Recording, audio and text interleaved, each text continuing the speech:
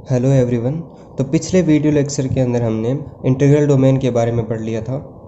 इस क्लास के अंदर हम फील्ड यानी क्षेत्र के बारे में पढ़ेंगे। तो क्षेत्र में क्या होता है कि मान लेते हैं कि मेरे पास कोई f प्लस गुना एक रिंग है ना। अब यहाँ पे जो फील्ड के लिए जो है f का यूज़ किया गया है, ठीक है, f सिंबल का यूज़ किया गया है। तो f प्लस गुना कोई एक रिंग है और रिंग कैसी है, वो क्रम विनिमय रिंग है और तत्सम की रिंग है।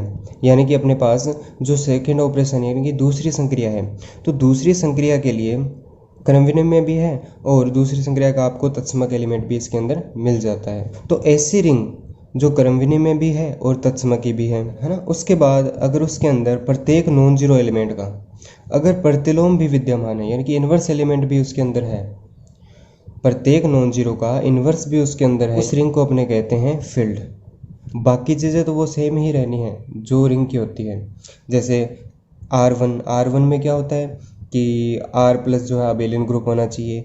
R2 में क्या था कि R जो गुणा है वो क्या होना चाहिए, साम्य समूह होना चाहिए। और R3 क्या था, अपने पास बंटन नियम था, ठीक है। लेकिन तीन चीज़ें एक्स्ट्रा ऐड हो जाएंगी, कौन कौन सी, क्रम विनिमयता, तत्समक और प्रत्येक जो नॉन जीरो एलिमेंट है उसका इन्वर्स।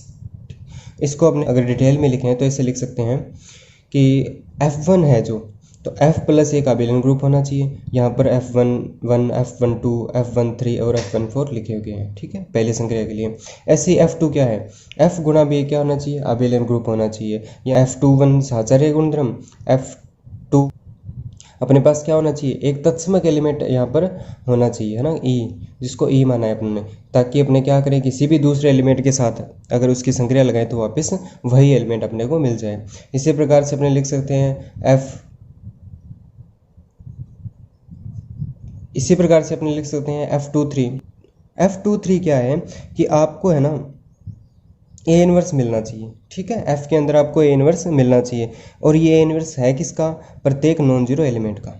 नॉन जीरो एलिमेंट का मतलब है कि जो पहली संक्रिया का तत्समक एलिमेंट था वो नहीं होना चाहिए, ठीक है। यानी कि ये एडिटिव आइडेंटिटी नहीं होनी चाहिए। इसके अलावा कोई भी एक एलिमेंट है F24 यानी कि A गुणा B is equal to B गुणा A होना चाहिए, यानी कि दूसरी संक्रिया का क्या होना चाहिए, क्रम विनिमय नियम का पालन भी होना चाहिए। इसके अलावा F3 इसके अंदर बंटन नियम का पालन भी होना चाहिए, वो लेफ्ट और राइट दोनों, ठीक है। ये फील्ड की डेफिनेशन थी।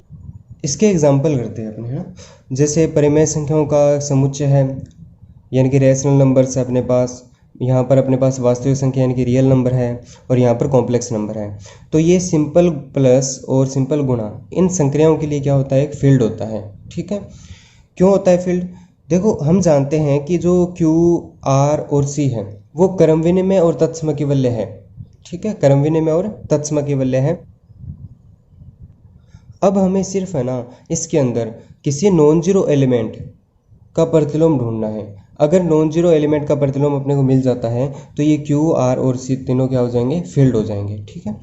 जैसे अपने यहाँ पर कोई नॉन जीरो एलिमेंट लेते हैं, जैसे इसका एक एलिमेंट लिया 3, है ना, जो 3 है वो तीनों के अंदर ही आता है।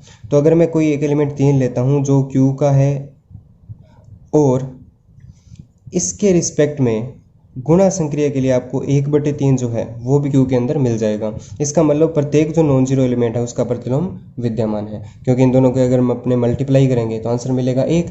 और क्योंकि Q के अंदर यूनिटी एलिमेंट है वो कितना होता है, 1 होता है। इसी प्रकार से R के अंदर भी यूनिटी एलिमेंट कितना होता है, 1 होता है, और C के अंदर भी 1 होता है। तो यहाँ पर और भी कोई एग्जाम्पल ले सकते हैं अपने, जैसे -3 के लिए जो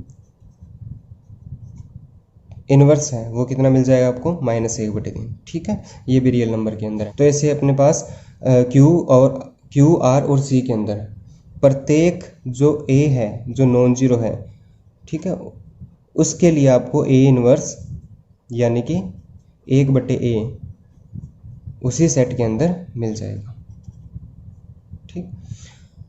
अब यहाँ पर अपने देखते हैं कि जो Z प्लस गुणा है ये फील्ड नहीं है, ये क्षेत्र नहीं है। क्यों, क्योंकि अगर अपने बात करें कि जैसे 2 है ना, 2 किसका है, Z का है, लेकिन इसका तो प्रतिलोम, लेकिन 2 का जो प्रतिलोम है वो 1/2 होता है और 1/2 एलिमेंट Z के अंदर नहीं होता, ठीक।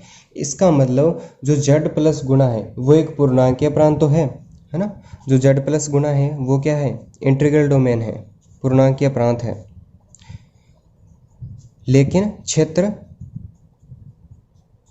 नहीं है। और यहाँ पर देखो कि जो Q प्लस गुणा है, R प्लस गुणा है, C प्लस गुणा है, ये सारे के सारे क्या है, क्षेत्र है।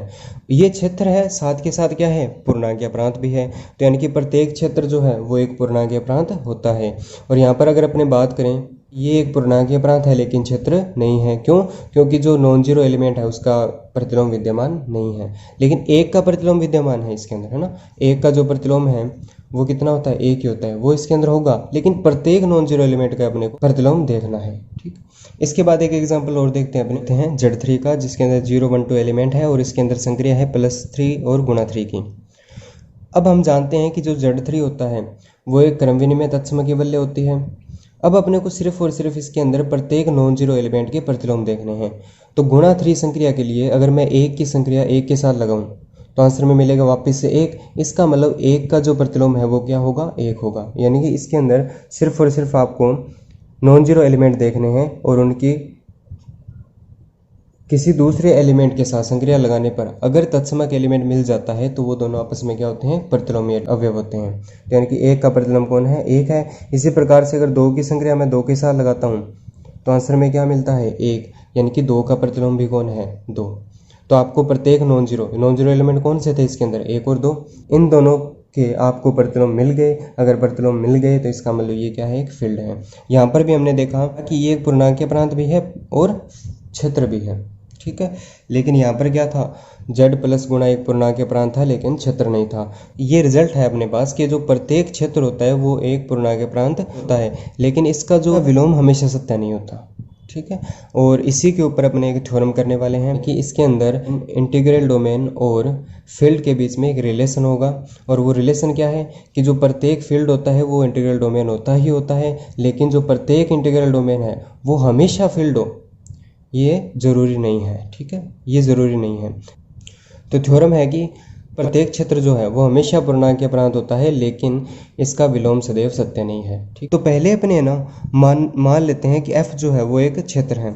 अगर F क्षेत्र है यानी कि फील्ड है तो हम उसको पूर्णांकीय प्रांत सिद्ध करने वाले हैं। तो अगर अपने को दिया गया है कि F एक क्षेत्र है तो हम जानते हैं कि क्षेत्र एक क्रम विनिमय और तत्सम की वल्य ही होता है। ठीक है, और उसके अंदर क्या होता है, प्रत्येक नॉन जीरो एलिमेंट का, यानी कि प्रत्येक जो नॉन जीरो एलिमेंट है उसका प्रतिलोम भी विद्यमान होता है। अब अगर अपने को F को पूर्णांकीय प्रांत सिद्ध करना है तो जब भी देखो पूर्णांकीय प्रांत सिद्ध करना होता है तो कोई वल्य है वो क्रम विनिमय और तत्सम की वल्य होनी ही होनी चाहिए। उसके साथ उसके अंदर शून्य के भाजक नहीं होने चाहिए, यानी कि जो रिंग है वो कैसी होनी चाहिए, विदाउट जीरो डिवाइजर्स होनी चाहिए। ठीक है, तो यहाँ पर भी अपने प्रूव करने वाले हैं कि उसके अंदर शून्य के भाजक नहीं है। तो जब भी शून्य के भाजकों रहित वल्य सिद्ध करनी होती है तो अपने हमेशा मान के चलते हैं कि ए बी इजकल टू 0 है, और प्रूफ क्या करते हैं कि या तो ए 0 होगा या फिर बी 0 होगा। इसके अंदर भी यही अपने कॉन्सेप्ट यूज़ करने वाले हैं कि ए बी 0 लेकर चलेंगे अपने और प्रूव कर देंगे कि या तो ए 0 है या बी 0 है। इसका मतलब ये हो जाएगा कि इसके अंदर शून्य के भाजक नहीं है। अगर शून्य के भाजक नहीं है तो वो क्या बन जाएगा, एक पूर्णांकीय प्रांत बन जाएगा। तो सबसे पहले अपने माना कि कोई एक एलिमेंट ए है जो कि फील्ड का है और नॉन जीरो है। अगर नॉन जीरो एलिमेंट है और वो फील्ड का भी है तो इसका मतलब ए इनवर्स विद्यमान होगा। ए इनवर्स जो है वो भी एफ के अंदर होगा। ठीक, अगर ए इनवर्स एफ के अंदर है ये अपनों ने मान लिया। इसके बाद अपने मान के चलते हैं कि A B is equal to है 0। अगर A B is equal to 0 है तो मैं दोनों तरफ से ए इनवर्स की संक्रिया लगा सकता हूँ। क्यों? क्योंकि ए इनवर्स क्या है, एफ का है, और एफ के कोई किसी भी एलिमेंट की अपने संक्रिया लगा सकते हैं। तो यहाँ पे मैंने लिखा A inverse A B is equal to A inverse 0, और अपने प्रूव कर चुके हैं कि A inverse 0 is equal to क्या होता है, 0 होता है। इस तरफ अपने क्या लगाएंगे, सहचर्य गुणधर्म। सहचर्य गुणधर्म से क्या हो जाएगा, ए इनवर्स ए बी, और यहाँ से ए इनवर्स ए क्या होता है, ई होता है। यानी कि अपन लिख सकते हैं कि A inverse A is equal to क्या होगा, ई होगा। ठीक, तो यहाँ से E B is equal to 0 और यहाँ से बी इज इक्वल टू क्या आ जाएगा, 0। यानी कि अपने A B is equal to 0 लेकर के चले और प्रूव कर दिया कि बी 0 है, क्योंकि ए तो नॉन जीरो था। तो यानी कि कोई एक एलिमेंट क्या है, 0 है। अगर ऐसा है तो इसके अंदर शून्य के भाजक नहीं है। अगर शून्य के भाजक नहीं है तो ये क्या बन जाएगा, एक पूर्णांकीय प्रांत बन जाएगा। यानी कि प्रत्येक क्षेत्र जो है वो हमेशा क्या होता है, पूर्णांकीय प्रांत होता है। एक चीज़ ध्यान रखना कि जब भी अपने थ्योरम करते हैं ना तो वहाँ पर अपने A B is equal to कुछ लेकर चलते हैं, तो यहाँ पर इन दोनों के बीच में जो संक्रिया है वो दूसरी संक्रिया ही अपने को माननी है, ठीक है, जब तक ना दिया हो। यहाँ पर सिंबल बार बार यूज नहीं करते। अब इसका विलोम देखने वाले अपने कि जो प्रत्येक पूर्णांक या प्रांत होता है वो हमेशा क्षेत्र नहीं होता, ठीक है। इसके लिए अपने एक एग्जाम्पल लेंगे, इसको प्रूव करने के लिए अपने एक एग्जाम्पल, जैसे एग्जाम्पल है z प्लस गुणा का है, यानी कि जो पूर्णांकों की वैल्यू है ये एक पूर्णांक या प्रांत होता है, इसको अपने प्रूव कर चुके हैं। लेकिन इसके अंदर प्रत्येक नॉन जीरो एलिमेंट के प्रतिलोम विद्यमान नहीं है, सिर्फ एक और -1 को छोड़ करके, यानी कि एक का आपको प्रतिलोम मिल जाएगा और -1 का प्रतिलोम भी आपको मिल जाएगा। लेकिन इनके अलावा अगर आप कोई भी नॉन जीरो एलिमेंट लेते हो जैसे 2, 3, 4, तो इनके प्रतिलोम नहीं मिलने वाले, क्योंकि इनके प्रतिलोम होंगे 1/2, 1/3 और 1/4, जो कि z के अंदर नहीं होते, ठीक है। तो इस प्रकार से हमने देखा कि पूर्णांक या प्रांत और क्षेत्र में क्या रिलेशन होता है, यानी कि प्रत्येक जो पूर्णांक या प्रांत है वो क्षेत्र नहीं बनता, बन भी सकता है और नहीं भी बन सकता, दोनों केस हैं, ठीक है। इसके भी अपनों ने एग्जाम्पल लिए थे Z3 का, जो पूर्णांक या प्रांत भी है और क्षेत्र भी है, लेकिन जो प्रत्येक क्षेत्र है वो हमेशा ही क्या होता है, पूर्णांक या प्रांत होता है।